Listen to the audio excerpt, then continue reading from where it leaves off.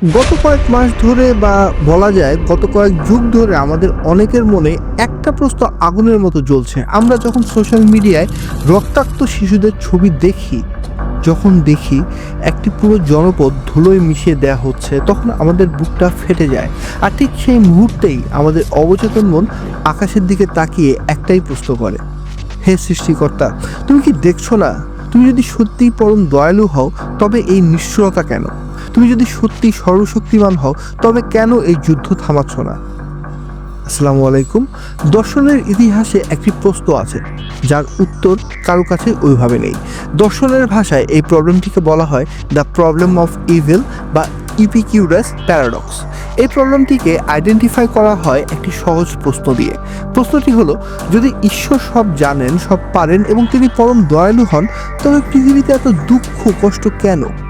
আজকের ভিডিওতে আমরা আবেগ দিয়ে নয় বরং যুক্তি, দর্শন এবং ধর্মতত্ত্বের লেন্স দিয়ে এই প্রশ্নের উত্তর খোঁজার চেষ্টা করব। তো চলুন শুরু করি।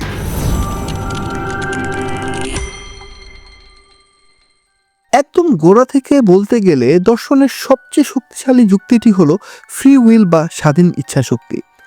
আচ্ছা, চিন্তা করুন তো, সৃষ্টিকর্তা যদি চাইতেন যে পৃথিবীতে কোনো পাপ কাজ হবে না, তবে তিনি কি তা করতে পারতেন না? তিনি আমাদের সবাইকে ফেরেশতাদের মতো বা রোবটের মতো প্রোগ্রাম কি করে দিতে পারতেন না? আমরা চাইলেও কেউ কি মানা করতে পারতাম যে আমরা রোবট হতে চাই না? কিন্তু সৃষ্টিকর্তা মানুষকে আশরাফুল মাখলুকাত বা সৃষ্টির সেরা জীব হিসেবে বানিয়েছেন। আর সেরা হওয়ার প্রধান শর্ত হলো বেছে নেওয়ার ক্ষমতা। ধরুন, আমি যদি আপনার মাথায় বন্দুক ঠেকিয়ে বলি গরিবকে দান করুন, আর আপনি ভয়ে দান করলেন, এতে কি আপনার কোনো মহত্ব আছে? না।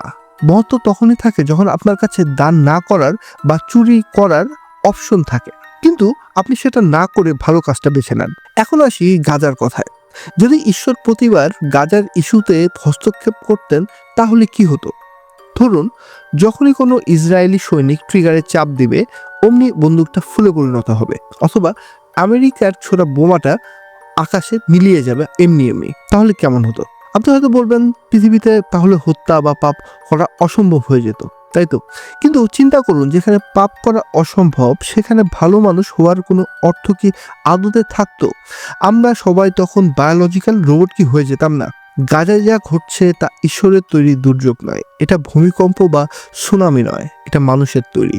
ঈশ্বর মানুষকে পদার্থবিদ্যা দিয়েছেন, বারুদ বানানোর উপাদান দিয়েছেন, বুদ্ধি দিয়েছেন। সে বারুদ দিয়ে মানুষ আতশবাজি বানাবে নাকি বোমা বানাবে, সেই সিদ্ধান্ত মানুষই নিয়েছে। ঈশ্বর এই স্বাধীনতা দিয়েছেন যেন পরীক্ষাটি সচল থাকে। তিনি মানুষকে যুদ্ধ থামানোর সব টুলস দিয়েছেন, বিবেক, মমতা, কূটনীতি দিয়েছেন। কিন্তু মানুষ যদি সেগুলো ব্যবহার না করে, তার দায়ভার তো আর ঈশ্বরের না। আমাদের কষ্টের মূল কারণ হলো আমরা জীবন বা লাইফের সংজ্ঞাকে ভুলভাবে দেখি। আধুনিক সেকুলার বা বস্তুবাদী চিন্তা আমাদেরকে শিখিয়েছে এই পৃথিবী সব, এখানে সুখী হওয়াটাই জীবনের একমাত্র উদ্দেশ্য। কিন্তু ধর্মতত্ত্ব, বিশেষ করে আব্রাহামিক ধর্মগুলো, যেমন ইসলাম, খ্রিস্টান এবং ইহুদি ধর্ম, এই ধর্মগুলো বলে এই পৃথিবী কোনো প্যারাডাইস বা জান্নাত নয়, এটা একটা এক্সাম হল বা পরীক্ষার কেন্দ্র। একটু ভাবুন, আপনি যখন পরীক্ষার হলে থাকেন তখন কি শিক্ষক কি আপনাকে প্রতিটি প্রশ্নের উত্তর বলে দেন? শিক্ষক কি চুপ থাকেন না? শিক্ষক চুপ থাকেন কারণ তিনি দেখতে চান আপনি কি শিখেছেন। যদি ঈশ্বর প্রতিটা অন্যায়ের সাথে সাথে বজ্রপাত দিয়ে অপরাধীকে মেরে ফেলতেন, তাহলে পৃথিবীতে কি কেউ বিশ্বাস বা ঈমান আনতো? না, সবাই ভয়ে সোজা হয়ে থাকতো। তখন সেটা আর পরীক্ষা থাকতো না, সেটা হতো জবরদস্তি। গাজার মতো পরিস্থিতিতে এই পরীক্ষাটি তাই আসলে ত্রিমুখী। যারা অত্যাচারিত হচ্ছে তাদের জন্য সবরের পরীক্ষা, যার প্রতিদান অকল্পনীয়। যারা অত্যাচার করছে তাদের জন্য ক্ষমতার পরীক্ষা, যা দিয়ে তারা নিজেদের জাহান্নাম নিশ্চিত করছে। আর সবচেয়ে গুরুত্বপূর্ণ, বাকি বিশ্ব অর্থাৎ আমি এবং আপনি, আমরা কি করছি? আমরা কি তাদের পাশে দাঁড়াচ্ছি নাকি চুপ করে আছি? ঈশ্বরের নীরবতা আসলে আমাদের জন্য একটা ওয়েটিং পিরিয়ড। তিনি দেখছেন আমরা এই অন্যায়ের বিরুদ্ধে কতটা সোচ্চার হই। নাস্তিক্যবাদ বা বস্তুবাদী দর্শনের সবচেয়ে বড় সমস্যা হলো এখানে কোনো আলটিমেট জাস্টিস বা চূড়ান্ত বিচার নেই। ধরুন, একজন স্বৈরাচারী শাসক লাখ লাখ মানুষ হত্যা করে বিলাসবহুল জীবন কাটিয়ে বার্ধক্যজনিত কারণে মারা গেল, আর ওই শিশুটি যে বোমার আঘাতে মারা গেল সে কিছুই পেল না। যদি পরকাল না থাকে তবে এই দৃশ্যটি অত্যন্ত নিষ্ঠুর এবং অর্থহীন। কিন্তু ধর্মতত্ত্বের যুক্তি হলো আমরা সিনেমার মাত্র অর্ধেকটা দেখেছি। এই জীবনটা যদি অনন্তকালের তুলনায় এক ফোঁটা পানির মতো হয়, তবে গাজারু শিশুটির মৃত্যু কোনো সমাপ্তি নয়, বরং এক জগৎ থেকে আরেক জগতে স্থানান্তর মাত্র। ধর্ম আমাদের বলে নিরপরাধ যারা মারা যাচ্ছে তার শহীদের মর্যাদা পাচ্ছে, তারা এমন এক অনন্ত শান্তিতে প্রবেশ করছে যার তুলনায় এই পৃথিবীর কষ্ট চোখের পলকের মতো মনে হবে। অন্যদিকে অত্যাচারীরা মনে করছে তারা জিতে গেছে, কিন্তু ধর্মতত্ত্ব অনুযায়ী তাদের বিচার ঝুলে আছে। Divine justice is suspended not absent, বা যাকে আমরা বলি আল্লাহ ছাড় দেন তবে ছেড়ে দেন না। পরকাল আছে বলেই গাজার এই ট্র্যাজেডির একটা ন্যায় বিচার সম্ভব। পরকাল ছাড়া এটা শুধুই একটা অপ্রয়োজনীয় হত্যাকাণ্ড। কুরআনে সূরা বাকারাতে মুসা আলাইহিসসালাম এবং খিজির আলাইহিসসালামের গল্পটির কথা কি মনে আছে? খিজির আলাইহিসসালাম একটা নৌকা ফুটো করে দিলেন, একটা বাচ্চাকে হত্যা করলেন। মুসা আলাইহিসসালামের কাছে এগুলো ছিল চরম অন্যায়, কিন্তু শেষে দেখা গেল এই আপাতত খারাপ কাজগুলো আসলে বড় কোনো বিপর্যয় ঠেকানোর জন্য ছিল। আমাদের জ্ঞান সীমিত, আমরা সময়ের একটা ক্ষুদ্র অংশই শুধুমাত্র দেখতে পাই। ধরুন আপনি আপনার ছোট বাচ্চাটিকে টিকা দিতে নিয়ে গেছেন, ডাক্তার যখন সুই ফোটাচ্ছে বাচ্চাটি ব্যথায় চিৎকার করছে। বাচ্চাটি ভাবছে আমার বাবা মা কতটা নিষ্ঠুর, তারা আমাকে এই লোকটার হাতে তুলে দিল ব্যথা পাওয়ার জন্য। কিন্তু আপনি জানেন এই সামান্য ব্যথা তাকে ভবিষ্যতে পোলিও বা মরণঘাতী রোগ থেকে বাঁচাবে। বাচ্চাটির সেই জ্ঞান নেই, কিন্তু আপনার আছে। গাজার ঘটনাকে আমরা আমাদের ক্ষুদ্র জ্ঞান দিয়ে বিচার করছি। হতে পারে এই আত্মত্যাগের মধ্য দিয়ে এমন কোনো বৈশ্বিক পরিবর্তন আসছে বা এমন কোনো জাগরণ তৈরি হচ্ছে যা আগামী 100 বছরের জন্য মুসলিম উম্মা বা মানবতার জন্য বড় কল্যাণ বয়ে নিয়ে আনবে। তবে এই যুক্তিকেও একটা প্রশ্ন দিয়ে কিন্তু ঘায়েল করা যায়। আপনি বলতেই পারেন, ভাই বুঝলাম ঈশ্বর মানুষের স্বাধীন ইচ্ছায় হস্তক্ষেপ করেন না, তাহলে আমরা দোয়া কেন করি? আমরা যখন চাকরির জন্য বা রোগ মুক্তির জন্য দোয়া করি তখন তো ঈশ্বর সাহায্য করেন, তাহলে গাজার জন্য কেন করেন না? এটি একটি চমৎকার counter logic.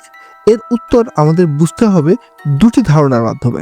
1 number soft power এবং 2 নাম্বার কন্ডিশনাল ডেস্টিনি। যখন আপনি চাকরির জন্য দোয়া করেন, আল্লাহ সাধারণত সফট পাওয়ার ব্যবহার করেন। তিনি বসের মন পরিবর্তন করে দেন না বা আপনাকে জাদুকরীভাবে চেয়ারে বসিয়ে দেন না। তিনি হয়তো আপনাকে সঠিক সময়ে সঠিক কথাটা মনে করিয়ে দেন বা বসের মেজাজটা তখন ভালো রাখেন। এতে বাস্তবতার নিয়ম ভাঙে না। কিন্তু যুদ্ধ থামানো, বিশেষ করে হাজার হাজার সৈন্য এবং একটি রাষ্ট্রের পলিসি থামানো, এটার জন্য দরকার হার্ড পাওয়ার বা স্লেজ হ্যামার। এর জন্য মানুষের স্বাধীন ইচ্ছাকে পুরোপুরি দুমড়ে মুচড়ে দিতে হয়। আল্লাহ এটা খুব কম করেন, যেমন ফেরাউনের ক্ষেত্রে করেছিলেন, কিন্তু সেটা তখনই করেন যখন যুক্তি তর্ক শেষ হয়ে যায় এবং চূড়ান্ত শাস্তির সময় আসে। ইসলামিক তকদির বা ভাগ্য 2 প্রকার। 1 নাম্বার মুবরাম বা নিশ্চিত, যা হবেই, যেমন ধরুন জন্ম, মৃত্যু ইত্যাদি। 2 নাম্বার মুআল্লাক বা শর্ত সাপেক্ষে, যা দোয়ার উপর ঝুলে থাকে। আল্লাহ হয়তো লিখে রেখেছেন যদি বিশ্ববাসী গাজার জন্য এক হয়ে প্রতিবাদ করেন এবং কাঁদে তবে বিজয় আসবে, আর যদি না করে তবে বিলম্ব হবে। আমাদের দোয়াগুলো বাটারফ্লাই এফেক্টের মতো। হয়তো আজ গাজায় বোমা থামাচ্ছে না, কিন্তু এই দোয়াগুলো বিশ্বজুড়ে লক্ষ মানুষের হৃদয়ে পরিবর্তন আনছে, যা দীর্ঘমেয়াদে ইসরায়েলের নীতি বা বিশ্ব রাজনীতি বদলে দেবে। নাও একটা উত্তর, আল্লাহ যখন আমাদের দোয়ার জবাবে না বলেন বা বিলম্ব করেন, তখন তিনি আসলে বৃহত্তর কোনো কল্যাণের জন্য বা আমাদের পরীক্ষার সময়টা দীর্ঘ করার জন্য এটা করেন। আজকের ভিডিওতে আমরা যে বিষয়টি জানলাম সেটা হচ্ছে, প্রশ্নটা আসলে ঈশ্বরের দিকে নয়, আঙ্গুলটা আমাদের নিজেদের দিকে ঘোরানো উচিত। ঈশ্বর পদার্থবিদ্যার নিয়ম বানিয়েছেন, আর আমরা বানিয়েছি বর্ডার, আমরা বানিয়েছি অস্ত্র, আমরা বানিয়েছি ঘৃণার রাজনীতি। ঈশ্বর যখন আমাদের জিজ্ঞেস করবেন তোমরা কেন যুদ্ধ থামাওনি, তখন কি আমরা বলতে পারবো আমরা তোমার অপেক্ষায় ছিলাম হে প্রভু? নাকি তিনি আমাদের পাল্টা বলবেন আমি তো তোমাদের হাত, পা, বুক এবং সম্পদ দিয়েছিলাম, তোমরা কি করেছো? গাজার মানুষ তাদের পরীক্ষা দিয়ে যাচ্ছে এবং তারা সেই পরীক্ষায় অবিশ্বাস্যভাবে পাশ করছে। তাদের ঈমান দেখে পৃথিবী অবাক। এখন পরীক্ষা আমাদের। ঈশ্বরের উপর দোষ চাপিয়ে দিয়ে আমরা নিজেদের দায়িত্ব এড়াতে পারি না। আজকের এই ভিডিওতে যদি আপনার চিন্তার জগৎকে সামান্য নাড়া দিয়ে থাকে, তবে হতাশ না হয়ে নিজের সাধ্যমতো কাজ করুন, প্রতিবাদ করুন, সত্য জানুন এবং দোয়া চালিয়ে যান, কারণ ইতিহাসের চাকা ঘোরে এবং চূড়ান্ত বিচার একদিন হবেই। ভালো থাকবেন, সত্যের পথেই থাকবেন। আসসালামু আলাইকুম।